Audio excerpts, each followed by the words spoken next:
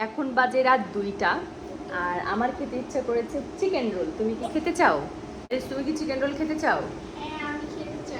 এই হচ্ছে আমার রেডি মোমোর শিট। আমি মোমোর শিট কিনে রেখেছি কারণ মোমোর শিটগুলো বানাতে অনেক বেশি কষ্ট। সো রেডি যেহেতু পাওয়া যাচ্ছে সেহেতু রেডি নিয়ে নিয়েছি।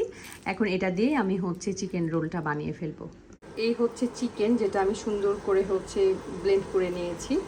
এটা হচ্ছে আমার রোলের পুর যাবে আর কি। সো এটাকে সুন্দর করে আমি এখন ফ্রাই করে নিব। এটার সাথে আমি একটু হচ্ছে গাজর অ্যাড করব, আর এটার মধ্যেই সব মশলা আমি দিয়ে দিয়েছি। আমি চিকেন দিয়ে দিয়েছি অনেকগুলো তেলের মধ্যে ফ্রাই করতে। তারপর আমি এই পরিমাণ দিয়ে দিলাম গাজর।